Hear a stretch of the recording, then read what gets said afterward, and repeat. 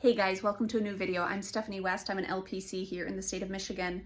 I want to give an anecdote that illustrates why perfectionism, it's pretty nefarious, but it's also something that can be incredibly disrespectful. And so I want to give you an anecdote that helped prompt me into a new way of thinking and illustrates what's actually going on with perfectionism and why we really have to push back against it, even if we feel this insistence that we don't want to be uncomfortable learning new things.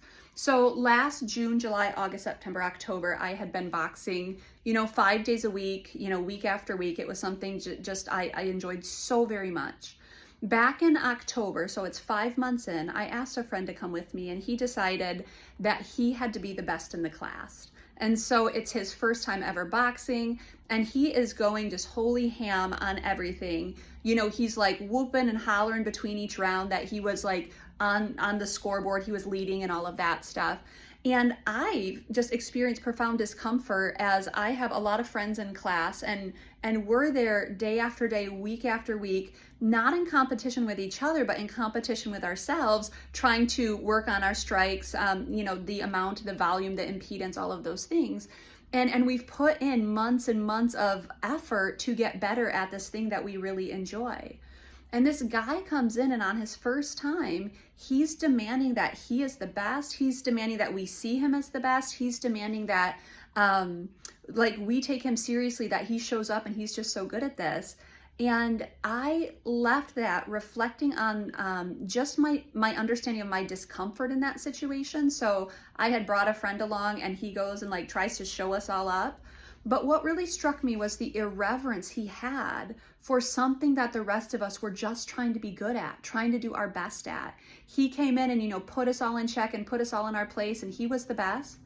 He looked like a complete jerk because I had been there day after day, week after week, month after month, working on sorting through some of my hard stuff, working on showing up consistently, working on discipline, working on motivation, working on just becoming a better version of myself.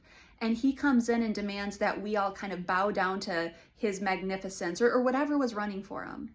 It was completely disrespectful. It was completely minimizing the process that the rest of us had gone through, the expertise that we had, the skills that we had grown in, because we laid a foundation and we had passion for what we were doing. And he came in and had to be the best there. That was just really uncomfortable. And a lot of us felt uncomfortable in that particular class, but it made me reflect when I left how often I've demanded that I show up and look the best, be the best, sound the best. And I hadn't put in the groundwork. I hadn't laid the foundation. I hadn't gone through the awkwardness of being a beginner and being uncomfortable and, laying some sort of, how was I yesterday? Did I improve today? Will I improve tomorrow? I hadn't established a scoreboard and tried to grow in skill. If I show up and just demand that you take me like I'm the best and I'm, perfect and I can show up and just be great at something and I haven't put in the groundwork, how disrespectful. Disrespectful for those who vulnerably show up and say, I'm not good at this, yet I'm going to try because it's worth getting better somehow. If we walk into spaces where we are there kind of for the first time or we're new to the space and we demand that everyone take us seriously and everyone see us as the best and everyone kind of bow down to our, whether it's our prowess, our abilities, our capabilities, whatever it is, reconsider what that actually means. Reconsider what that actually looks like. You're kind of a jerk. And I've had spaces where I'm kind of a jerk. And I watch my friend be kind of a jerk too.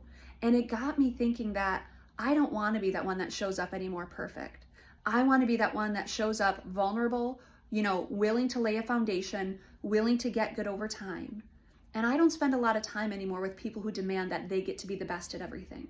It's just not for their good. It's not for my good. And it's really disrespectful of those who go out and really kind of nose to the grindstone, get vulnerable, and are willing to learn new skills. I'm not saying you're a jerk if you're a perfectionist. I'm saying reconsider if you're a perfectionist. Because inadvertently, it might come off as really jerk behavior when you're just trying to protect ego or you're just trying to make sure that you're not in an uncomfortable situation. Get comfortable being uncomfortable.